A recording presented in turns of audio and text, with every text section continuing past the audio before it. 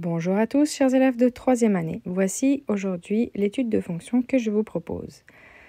Vous trouverez cet énoncé dans le livre CRM numéro 30, page 67, exercice 37, la 6e fonction. Quand on reçoit une fonction à étudier, la première étape, c'est toujours le domaine de définition. Pour étudier ce domaine, on regarde le dénominateur, ici une parenthèse au carré. Donc ici, on regarde quand est-ce qu'elle donne 0 et c'est assez rapide. Donc on a posé dans notre tête le calcul x plus 1 égale à 0 ou différent de 0. Et puis c'est cette valeur de moins 1 qu'on a donc enlevé du domaine. Donc tous les réels sauf moins 1. Ensuite, on va regarder le numérateur égal à 0 et ça donnera l'ensemble des zéros de la fonction. Donc ici, je vous propose d'utiliser la technique de la grille pour résoudre cette question. Donc on va factoriser le numérateur, c'est-à-dire 3x carré plus 2x moins 5. Quand on pose cela égal à 0, eh bien on cherche deux parenthèses multipliées, on cherche une factorisation. 3x carré, c'est 3x fois x. Et puis ensuite, on va regarder moins 5. Et moins 5, ça peut être 5 fois 1, moins 5 ou plus 5, plus 1 ou moins 1, on ne sait pas. Donc on va faire le terme du milieu. 3x fois 1, ça donne 3x, et x fois 5, ça fait 5x. Pour obtenir le 2x, eh bien, il faut que le moins 3 soit donc le côté négatif, et puis le 5 soit positif. Et donc on factorise avec 3x plus 5 et x moins 1. Chaque parenthèse égale à 0 et on obtient les deux valeurs qui sont x égale à moins 5 sur 3 et x égale à 1.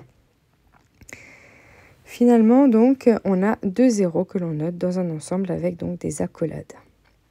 Ensuite, la prochaine question, c'est quand on remplace x par 0, eh bien, ça donne l'ordonnée à l'origine. Alors, on n'écrit pas au point O ou ordonnée à l'origine, c'est trop long. On a une notation bien plus courte, c'est simplement f de 0.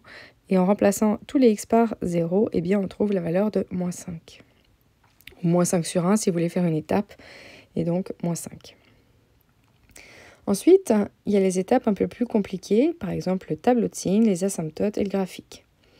Commençons par le tableau de signes. Pour le tableau de signes, on va faire une ligne pour le numérateur. Puisqu'on l'a déjà factorisé, ça sera facile. Une ligne pour les dénominateurs et ensuite on fera un bilan des signes. Le bilan des signes, ce sera donc la fonction f. Quelles sont les valeurs qu'on doit mettre dans les colonnes? Eh bien, on les a toutes trouvées dans les étapes 1 et 2. Les valeurs exclues du domaine et les zéros. On met ça bien sûr dans l'ordre croissant. On met en premier les choses qu'on connaît. Et puis après, on va faire un petit croquis, une petite esquisse de ces fonctions. Dans les deux cas, on va avoir des paraboles qui sont dans le sens du sourire. La première, elle a deux intersections avec l'axe horizontal, les deux zéros, et la deuxième qu'une seule, elle rebondit sur l'axe, notre parabole. Donc on voit que la première ligne, elle est négative entre les deux zéros, elle est en dessous de l'axe horizontal, et puis après, elle est positive, et la deuxième, elle est tout le temps positive, sauf là où elle est égale à 0. Le bilan, on le connaît, c'est les signes, une division par signe.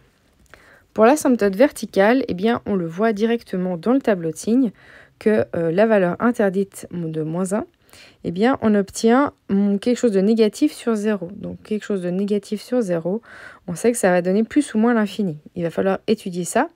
Et donc, on sait que notre asymptote, eh bien, elle est en moins 1. X égale à moins 1.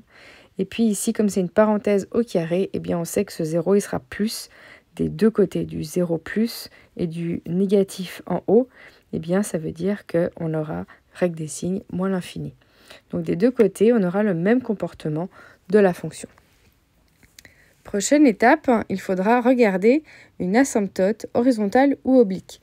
Comment est-ce qu'on sait? Ici, il s'agit des degrés de la fonction, degré 2 en haut et degré 2 en bas.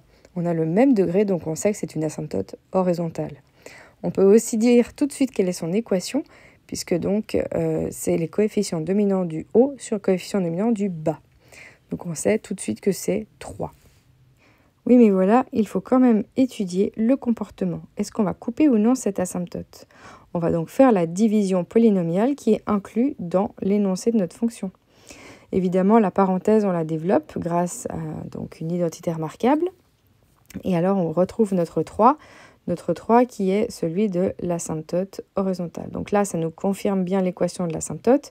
Et en même temps, on va chercher une fonction delta la fonction qui nous permettra d'étudier le comportement de la fonction f autour de l'asymptote horizontale. La division est assez courte. En fait, on va faire simplement une soustraction avec notre dénominateur et il va rester un polynôme de degré 1. Ce polynôme de degré 1 sur toujours le même dénominateur, eh bien, ça sera notre fonction delta, la différence. Et maintenant, on va regarder donc ceci dans un tableau de signes. Et quand cette fonction est égale à 0, ça voudra dire que la fonction f coupe l'asymptote horizontale. Et quand elle est positive, eh bien, ça veut dire que la fonction f est au-dessus. Et quand elle est négative, eh bien, la fonction f est en dessous de l'asymptote horizontale. Donc, comme au point 4, on va faire un tableau donc, de signes avec une ligne pour le numérateur, une ligne pour le dénominateur et ensuite une ligne pour le bilan des signes. Mais on rajoutera ici une ligne pour le comportement entre f et l'asymptote. Quand est-ce que la fonction -4, -8 coupe l'axe horizontal? Eh bien, on pose simplement l'équation égale 0 pour ne pas se tromper et on résout. Donc ici, on va poser -4x, -8 égale à 0. Soit vous arrivez rapidement à trouver la valeur, soit vous avez peur de vous tromper dans les signes. Et alors, on résout simplement. Alors ici, on va trouver la valeur de -2. Donc cette fonction, c'est une droite décroissante puisque 4, -4, c'est la pente et donc négative. Ça coupe donc l'axe horizontal en -2. Et puis, donc, si c'est décroissant, ça veut dire que c'est positif avant le 0, puis ça sera négatif après. La ligne du dénominateur, on l'a déjà expliqué au point 4, puisque c'est exactement la même expression. Ensuite, on fait un bilan des signes. Et quand delta est positive, on a dit quoi? On a dit que la fonction f serait en dessus de l'asymptote horizontale. Quand c'est égal à 0, on dit que ça coupe. Quand delta est négative, on est en dessous. Et on sait qu'en -1, on est donc avec une asymptote verticale. Et quand c'est négatif, c'est toujours en dessous. Voilà, on a tout ce qu'il faut. On va pouvoir faire le graphique, la représentation graphique de la fonction f. Donc, on place ce qu'on veut, mais on doit tout placer.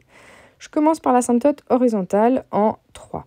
Ensuite, je note bien sûr son équation. Donc, y égale à 3. Il y a ensuite évidemment l'asymptote verticale. L'asymptote verticale, elle était en x égale à -1. Moi, j'aime bien mettre des couleurs et des pointillés pour les asymptotes, comme ça on voit bien. Et on différencie des axes. Et ensuite, on place tous les points qu'on a calculés. Donc, par exemple, on a calculé l'ordonnée à l'origine, qui était en -5. On a calculé aussi donc l'intersection avec l'axe de l'asymptote horizontale, qui est donc en -2. Et puis, on a calculé aussi les zéros qui sont donc en 1, qui est facile à placer. Et puis, il faut placer le -5 sur 3. Voilà. Ensuite, on va regarder le tableau des signes qui nous donne des indications aussi des zones autorisées ou non autorisées. Et donc, si on regarde le tableau des signes, eh bien, on va vraiment limiter toutes les possibilités de notre fonction. Regardons la dernière ligne du tableau de signes. Qu'est-ce que vous observez? Moi, j'observe que avant la valeur du 0 qui est en -5 sur 3, la fonction est positive. Donc, si elle est positive, ça veut dire qu'elle n'est pas négative. Je vais donc barrer avant le 0 tout ce qui est négatif. Comme ça, je sais que je ne devrais pas représenter quoi que ce soit dans cette zone. Donc, avant la valeur de -5 sur 3, avant le 0 que j'ai placé sur l'axe horizontal, je vais barrer, donc barrer en un gris léger, je vais barrer cette zone négative puisque ma fonction, elle est positive. Ensuite, entre -5 sur 3 et -1, je vois que la fonction doit être négative, donc elle n'est pas positive. Je vais barrer donc entre le point noir et l'asymptote tout ce qui est positif puisqu'elle ne sera pas positive et négative. Ensuite, entre -1 et 1, elle est de nouveau négative, donc je barre toujours ce qui est positif. Et après 1, je sais qu'elle est positive, donc je vais barrer tout ce qui est négatif. Est-ce que vous voyez qu'est-ce qui reste comme zone blanche? Et les points, eh bien, j'ai plus beaucoup le choix. Je vais donc suivre mon asymptote, suivre mes points, et j'ai pas le droit de couper l'asymptote, donc je continue en la suivant. De l'autre côté, je commence par suivre mon asymptote, je passe par un point, un deuxième point, et après, je n'ai plus le droit de repasser sur l'asymptote horizontale. Donc, je l'ai suivi. Voilà, tout est cohérent. C'est bon, je sais que c'était juste.